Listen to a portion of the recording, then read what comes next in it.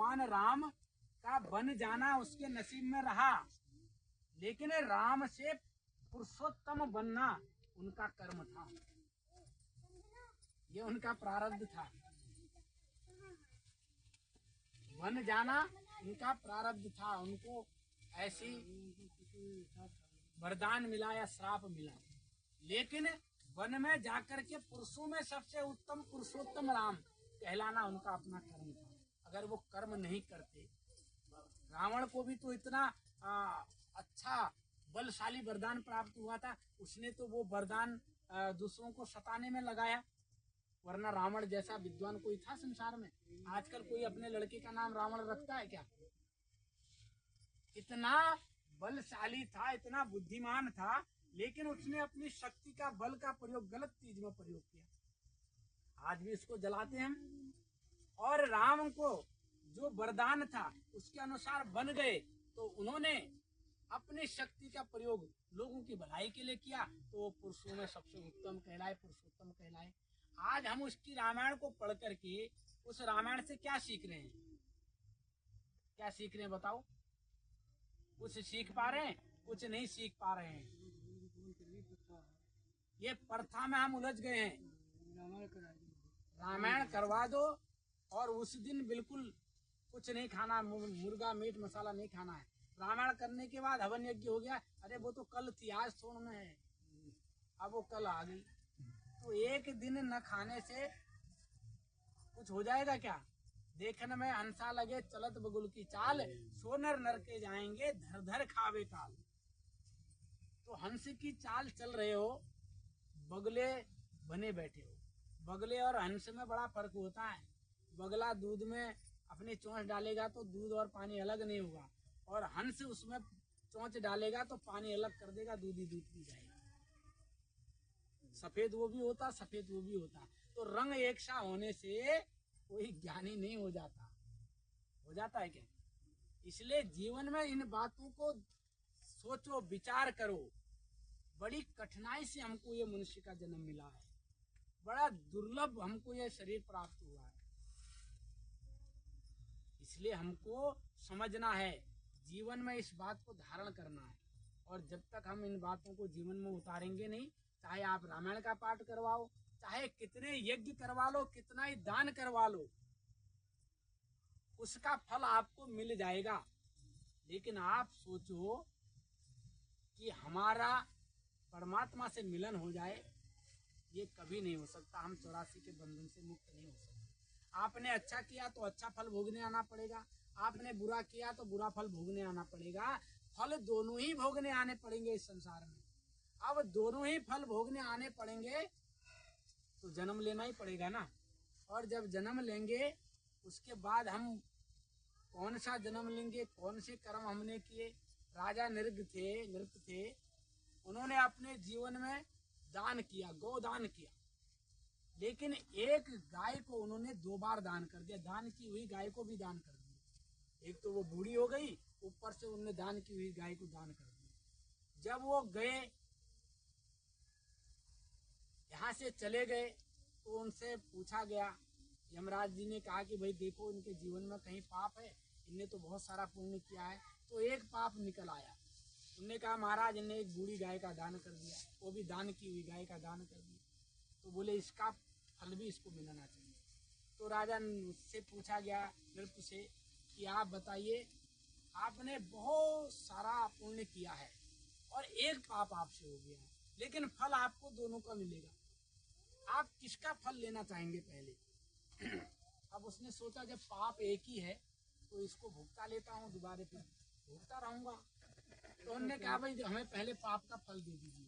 तो उनको, क्योंकि उनने एक गाय का 2 बार दान किया था, रंग बदला था, है ना, तो गिरगिट की योनि मिल गई। अब जब गिरगिट बन गए, दीवार पे गए, तो एक मक्खी आज झट से लपक के खा लिया, तो उनका एक फल खत्म हो गया। ऐसे अपनी क्षुब्धा को मिटाने के लिए कीड़े मकोड़े खाने लगे, हत्या करने लगे, सारे पाप उनके नष्ट हो। अब बताओ वो कैसे अच्छे फल का भोग भोगेगा? फिर तो वो 84 चला गया ना। क्या फायदा हुआ इतना दान पुण्य करने से? कोई फायदा हुआ? एक गलती हमको 84 का रास्ता दिखा देगी। फिर गलती करोगे तो इसलिए हमको लगता है कि हम गलती नहीं करते। ऐसे एक व्यक्ति को लगता था कि मैं कोई गलती नहीं करता हूँ, तो उनके गुरु ने कहा कि जिस समय तुमको लगेगा कि मैंने आज एक गलती कर दी तो एक कंकड़ अपने कुटिया में डाल देना। अब वो जितनी गलती हो वो कंकड़ डालते गया। जब उसने महीने भर पर देखा तो कुटियों में कंकड़ों का ढेर लगा हुआ था। उसने करे बड़े बाप मैं इतनी गलती करता हूँ, क्योंकि हमको अपनी गलती नहीं दिखती है, हमको हमेशा बगल की घास हरी दिखती है। जहाँ पर हम बैठे वहाँ पर घास आपको हरी नहीं दिखेगी। आप किसी मैदान में बैठने चले जाओ पार्क में, आपको लगेगा कि वहाँ पर गहरी छाई है, वहाँ पर धूप बढ़िया, वहाँ पर चले जाओ। वहाँ पर से अगर आप दूसरी जगह देखोगे तो वहाँ पर घास और बढ़िया दिखाई देगी। यही हमारे जीवन में है, हमको अपनी गलती कभी दिखाई नहीं देती, हम बगल वाले की गलती पहले देख लेते। और जिस दिन हम बगल वाले की गलती न देख करके खुद की गलती महसूस करने लगेंगे तो उस दिन हमारा परमात्मा से दूरी खत्म हो जाएगी। तो इसलिए जब सदगुरु संत महापुरुष आते हैं तो हमको इन बातों को बता करके हमारे जीवन में इस महत्व को बताते हैं कि भाई आप सत्य करिए, सत्संग करिए, सत्य को जानिए, सत्य की चर्चा करिए, इस संसार को भी जानिए। ये संसार क्या है, ये प्रकृति क्या है, हम इस प्रकृति में क्यों आए, हमारा जन्म इस प्रकृति में क्यों हुआ। जब इन बातों का मनन करेंगे तब हमारे अंदर मंथन होगा। इसी को समुद्र मंथन कहा। हम मंथन करेंगे अपनी आत्मा का, हम जानेंगे क्या है। जब मंथन करेंगे तब अमृत निकलेगा। हम मंथन ही नहीं करेंगे तो विष तो निकलेगा, और विष संसार में बहुत सारा है या नहीं है। तो इसलिए मंथन करिए, विष को छोड़िए, अमृत पीजिए। ये अमृत वाला समय हमको मिला है, और जब हम अमृत पीने वाले हो जाएंगे तो फिर हम अमर हो जाएंगे। लेकिन हम आज ऐसा नहीं करना चाहते। आज हम संसार में इतने मंत्र मुग्ध हो गए हैं संसार को देख करके कि ऐसा लग रहा है कि संसार की जैसी खूबसूरत चीज और ऐशो आराम तो दुनिया में कहीं है ही नहीं। ये संसार का जैसा बड़ा नर्क कहीं है ही नहीं। अस्पताल में घूम करके आओ, जिनके किसी के हाथ टूटे होंगे, पैर टूटे होंगे, पेट फटा होगा, कहीं पैर फटे होंगे, किसी की नस कटी होगी, उनसे पूछो भाई संसार कैसा हुआ है। वो कहेगा भैया इससे अच्छा तो मेरी मौत आ जाती तो मैं सुखी हूँ। लेकिन मौत नहीं आती है। कैसे आ जाएगी मौत, ये भोगेगा कौन। नरक यही है। अस्पतालों में जाओ, नरक का पता चल जाएगा। संतों के पास आओ, स्वर्ग का पता चल जाएगा। ये स्वर्ग है या नहीं है। अभी सतलोक में हो या नहीं हो आप लोग, अभी सतलोक में हो ना। सत्य की चर्चा है, सतोगुण प्रधान है इस समय। स्वर्ग में बैठे हुए, गुरु के पास बैठे हुए, स्वर्ग की सैर कर रहे हैं। हॉस्पिटलों में चले जाओ, पापी के यहाँ चले जाओ, मार काट दुनिया भर की तुम्हें नर्क देखने को मिल जाएगा। बॉडी सड़ रही होती है लाश घरों में। अरे इससे बड़ा नर्क क्या होगा, जहाँ तुमको पूछने वाला नहीं, जहाँ बेदर्दों की तुम्हें चीर फाड़ दिया जाता है। जो लोग कहते हैं ना भाला मारते हैं, ये सब काल के दूत। भाला मारते हैं बोलते हैं ना, तो डॉक्टर की इतनी बड़ी बड़ी छुरियां तुम्हें चीरती हैं, यही तो भाले हैं, ये तो चाकू हैं। चल रही है नहीं चल रही है हम पर, फिर कौन सा और नर्क देखोगे भाई।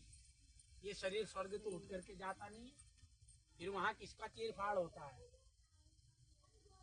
कहाँ ले जाते हैं शरीर को चीर फाड़ करने के लिए, ये तो यही जला दिया जाता है। तो यही स्वर्ग है और यही नर्क है। क्योंकि मरने के बाद कोई इस धराधाम पर वापस नहीं आया कि फला जगह पर स्वर्ग है, और जीते जी कोई गया नहीं। क्यों नहीं गया ना।